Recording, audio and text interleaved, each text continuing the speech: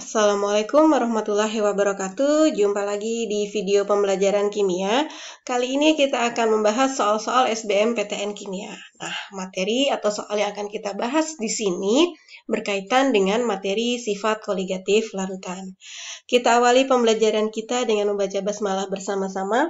Bismillahirrahmanirrahim. Semoga kalian diberi kemudahan dalam memahami pembelajaran kali ini. Kita langsung di soal yang pertama. Untuk soal yang nomor 1, larutan 0,01 M dari suatu garam My3 mempunyai tekanan osmosis 0,22 atm. Pada suhu yang sama, larutan glukosa 0,05 M mempunyai tekanan osmosis 0,5 atm. Dalam larutan, garam tersebut mengion sebanyak berapa persen? Ya, di sini ditanyakan dalam bentuk persentase. Di soal ini kita ketahui ada dua larutan, yaitu adalah larutan garam My3 dan juga larutan glukosa.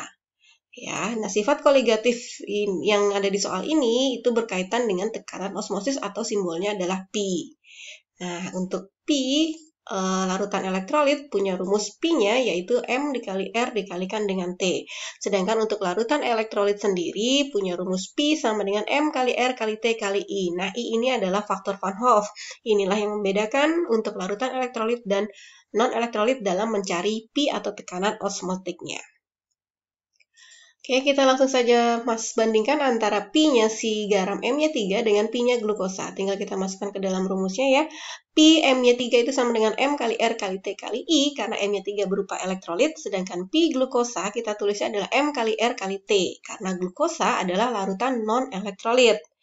Oke, nah di sini diketahui keterangannya dalam soal dilakukan pada suhu yang sama.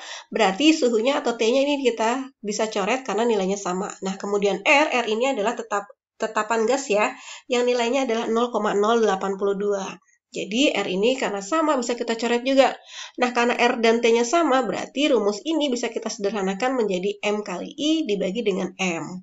Ya, yang sebelah kirinya tetap sama, yaitu Pi My3 dengan Pi glukosa. Kita langsung masukkan datanya berdasarkan soal yang ada. Pi My3 atau tekanan osmotik My3 adalah 0,22. Pi-nya glukosa adalah 0,5 atm. Kemudian molaritas dari My3 adalah 0,01. I-nya yang akan kita cari terlebih dahulu. Kemudian M-nya itu ada, M glukosanya adalah 0,05. Oke, berarti kita tinggal mencari I, yaitu tinggal kita kali silang nih ya, 0,22 dikali 0,05 dibagi dengan 0,5 dikali 0,01. Nah, hasil ini kita peroleh nilai I-nya, yaitu sebesar 2,2. Setelah kita mencari I, berarti kita akan mencari alfanya. Ya, karena dia di sini garam My3 sendiri dia terionisasi menjadi M3+ ditambahkan dengan 3Y-. Ya, jadi kita tinggal masukkan ke dalam I, rumus I adalah sama dengan 1 ditambah N-1 alfa, di mana N-nya ini adalah jumlah ionnya.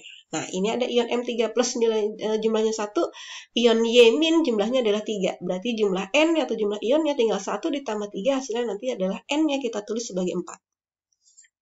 Jadi kita tinggal tulis seperti ini ya. I-nya adalah 2,2, hasil yang tadi sudah kita peroleh, 1 tetap. N-nya adalah 4, tadi dari 1 ditambah 3, ya 4 dikurangi 1 dikalikan dengan alfa. Kita teruskan, yaitu di sini 2,2 sama dengan 1, ditambah dengan 4 dikurangi 1 adalah 3, dikalikan dengan alfa, jadilah 3 alfa. Satunya ini pindah ke seruas sebelah kiri, jadilah 2,2 dikurang 1 sama dengan 3 alfa. Nah, berarti alfanya itu tinggal 1,2 dibagi 3. Diperolehlah hasilnya 0,4. Nah, karena alfa atau ionnya ini dia ditanya dalam bentuk persentase, berarti 0,4 ini tinggal kita kalikan dengan 100%. Ya, jadilah dia 40%. Jadi jawabannya adalah yang B. Oke, kita lanjut di soal yang kedua. Di bawah ini menunjukkan fenomena yang dapat diamati dalam kehidupan sehari-hari. Dari fenomena berikut, yang tidak menunjukkan sifat koligatif adalah yang mana? Jadi ini adalah penerapan sifat koligatif dalam kehidupan sehari-hari. Ya, kalian sudah hafal pastinya. Nah, kita lanjut ya. Di pernyataan yang pertama, ini ada titik beku air menurun ketika ditambahkan garamnya. Ya, pernyataan satu ini dia ternyata sesuai dengan prinsip penurunan titik beku, di mana jika pelarut ditambahkan zat terlarut, maka titik beku akan mengalami penurunan. Jadi kalau pelarut sudah ditambahkan zat terlarut, maka dia akan membentuk larutan. Ya, jadi yang namanya titik beku pelarut dengan titik beku larutan itu lebih rendah si titik beku larutannya. Ya, jadi benar di sini titik beku air akan menurun karena dia ditambahkan suatu zat larut di sini yaitu berupa garam.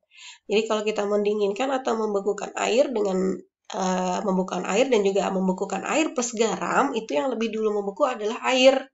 Ya, baru yang membeku kemudian adalah air ditambah dengan garam. Jadi ini menunjukkan bahwa air dengan garam itu membekunya lebih lama. Makanya dia titik bekunya menurun. Oke, yang kedua, lobster akan mati jika disimpan dalam air tawar. Nah, pernyataan yang kedua ini sesuai dengan fenomena sifat koligatif tentang tekanan osmosis. Tekanan osmosis di antara air laut dan air tawar berbeda, makanya si lobster tidak akan bisa hidup di dalam air tawar. Dia hanya bisa hidup di air laut. Oke, yang ketiga, zat anti beku ditambahkan ke dalam radiator untuk menjaga mesin mobil agar tetap dingin. Ya, ternyata pernyataan yang ketiga ini juga sesuai dengan prinsip penurunan titik beku. Jadi ini adalah salah satu penerapan penurunan titik beku dalam kehidupan sehari-hari, yaitu ketika zat anti beku ditambahkan ke dalam radiator itu untuk menjaga mesin mobil supaya tetap dingin. Nah, yang keempat, pada daerah pegunungan, waktu untuk memasak spaghetti menjadi lebih lama. Kita cek apakah pernyataan nomor 3 ini sesuai atau tidak dengan sifat koligatif larutan. Ternyata pernyataan yang keempat ini salah. Kenapa salah? Karena yang namanya memasak di pegunungan, memasak air ini akan lebih cepat. Kenapa lebih cepat? Ya karena daerah pegunungan memiliki tekanan udaranya lebih rendah. Jadi kalau kita memasak di dataran rendah atau di dataran seperti ini, memasak air mencapai suhu titik didih air adalah 100 derajat, ketika kita memasak air atau mendidihkan air di daerah pegunungan, itu titik didihnya tidak mencapai 100 derajat. Artinya dia di bawah 100 derajat. Makanya dia akan lebih cepat untuk mendidih. Jadi untuk memasak pasti dia akan lebih cepat. Jadi bukan lebih lama ya, justru dia akan lebih cepat matang. Jadi pernyataan yang keempat salah. Ya, karena pernyataan yang keempat doang yang benar, maka di sini jawabannya adalah D. Ya, karena hanya 4 saja yang betul. Oke, kita lanjut. Di soal yang ketiga. Sebanyak 45 gram senyawa dengan rumus molekul H2COX dilarutkan dalam 500 gram air, KF-nya adalah 1,86. Jika titik beku senyawa ini adalah minus 0,93 derajat Celcius dan ARC 12H1 dan O-nya 16, maka harga X-nya berapa? Oke, karena di sini kaitannya dengan titik beku, kita punya rumus untuk titik beku yaitu adalah delta TF sama dengan M dikalikan dengan KF. Delta TF ini adalah penurunan titik beku, M-nya adalah molalitas, dan KF-nya adalah tetapan titik beku molal. Oke, kita buat lagi rumusnya. M-nya kita ganti ya dengan rumus GT per MR dikalikan 1000 per GP. KF-nya tetap. Jadi kita tinggal masukkan, karena di sini di soalnya kita adalah titik beku senyawa, berarti ini titik beku larutan nih. Bukan delta TF-nya. Nah, delta TF ini kan berarti TFP, yaitu karena di sini P pelarutnya adalah air, ya, di sini ada pelarutnya air, maka TFP dikurangi dengan TFL. TFL-nya adalah minus 0,93. Jadi kita tulis seperti ini untuk mencari delta TF. Karena delta TF rumusnya adalah TFP dikurangi dengan TFL. Sama dengan gramnya adalah 45 dibagi dengan MR, kita belum ketahui ya, karena di sini masih dalam bentuk X. Kemudian ini adalah 1000 per GP, gram pelarutnya yaitu air sebanyak 500. Kita tulis di sini 500, KF-nya adalah 1,86. Oke, tinggal kita tulis di sini hasilnya adalah 0,93. Ini 45 per MR, 1000 dibagi 500 hasilnya 2 dikali dengan 1,86. Oke, dari sini berarti kita bisa mencari MR, yaitu tinggal 45 dikalikan dengan 2 dikali 1,86 dibagi dengan 0,93 ini. Ya, diperolehlah hasilnya MR, yaitu 180. Nah, berarti rumus molekul ini punya MR-nya adalah 180. Kita langsung masukkan saja MR dari H2COX itu adalah 180. Ini adalah rumus empiris ya. Rumus empirisnya, nah ini rumus molekulnya punya MR sebesar 180. Kita masukkan di sini 2 dikali dengan air H ya, karena H-nya ada 2, ditambah dengan 1 dikali ARC, ditambah lagi dengan 1 dikalikan dengan air O, kalikan dengan X sama dengan 180. Kita masukkan data ini semua sesuai yang ada di soal AR ini ya, kita tulis seperti ini. Ya, ARH-nya 1, C-nya 12, O-nya adalah 16. Dikali X sama dengan 180. Nah, total ini diperolehlah dia hasilnya 30X sama dengan 180. Berarti diperoleh nanti X-nya adalah sama dengan 6. Jadi, di sini nanti jawabannya dia adalah D, yaitu 6. Oke, di soal yang selanjutnya yaitu soal nomor 4. Tekanan uap air pada 25 derajat adalah 25 torr. Berapakah tekanan uap suatu larutan pada 25 derajat yang dibuat dengan melarutkan 0,5 mol sukrosa dalam 12 mol air? Oke, ini kaitannya dengan tekanan uap ya. Jadi kita langsung masukkan saja ke dalam rumus tekanan uapnya. Yaitu di mana rumusnya adalah Pi larutan sama dengan NP dibagi dengan NP ditambah NT. Nah, ini adalah XP kan ya. Jadi sebenarnya rumus awalnya adalah Pi larutan sama dengan XP dikalikan dengan P0. Nah, XP-nya kita jabarkan seperti ini, mencari XP-nya yaitu NP dibagi dengan N total yaitu NP ditambah dengan N terlarutnya. Kita masukkan datanya, NP-nya atau pelarutnya di sini adalah air yaitu 12, ini tetap 12 NP-nya ditambah dengan NT terlarutnya adalah 0,5. Jadi kita masukkan 0,5 dikalikan dengan P pelarut. Pelarutnya itu air nih, tekanan uap airnya ya, yaitu adalah 25. Jadi kita tinggal masukkan datanya 12 per 12,5 kali 25 torr, diperolehlah hasilnya adalah 24 torr. Jadi P uap airnya dia 25, kemudian P larutannya adalah 25 torr. Nah, penambahan zat larut pada pelarut murni ini, dia akan menurunkan tekanan uap larutan. Yang tadinya dia 25 menjadi 24 torr. Jadi jawabannya untuk soal nomor 4 yaitu adalah yang D. Kita lanjut yang terakhir, yaitu di soal yang kelima, soalnya seperti ini ya. Ini kaitannya dengan titik didih, karena ada mendidih nih ya, ada titik didihnya juga. Kalau tadi kita kaitannya soal nomor 3 dengan titik beku, sekarang kita ke titik didih. Nah, yang ditanya adalah harga N. Nih, di sini ada harga N-nya ya.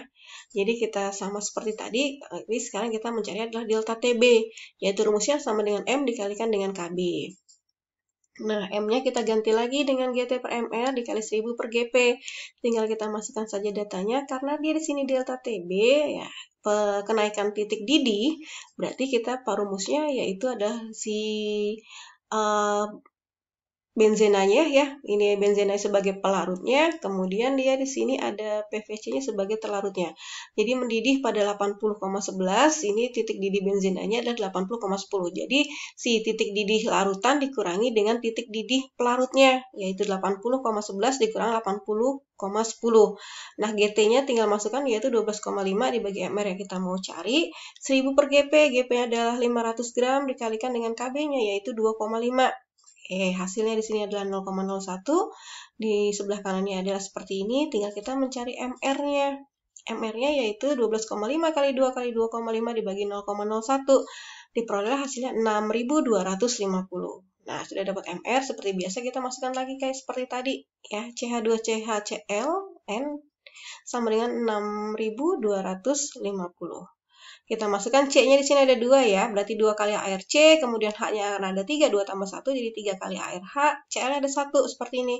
Kita masukkan datanya sesuai dengan yang ada di soal, ARC 12, H-nya 1, CL-nya adalah 35,5. Jadi dari sini diperoleh 62,5X sama dengan 6.250. Jadi X-nya kita peroleh hasilnya adalah 100. Oke, jadi di sini jawabannya adalah yang B.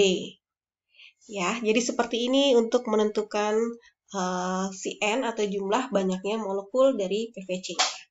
Oke, selesai sudah pembahasan kita tentang soal-soal SBMPTN yang berkaitan dengan sifat koligatif larutan. Semoga kalian paham dengan materi yang disampaikan. Terima kasih atas perhatiannya. Jumpa lagi di video pembelajaran kimia selanjutnya. Wassalamualaikum warahmatullahi wabarakatuh.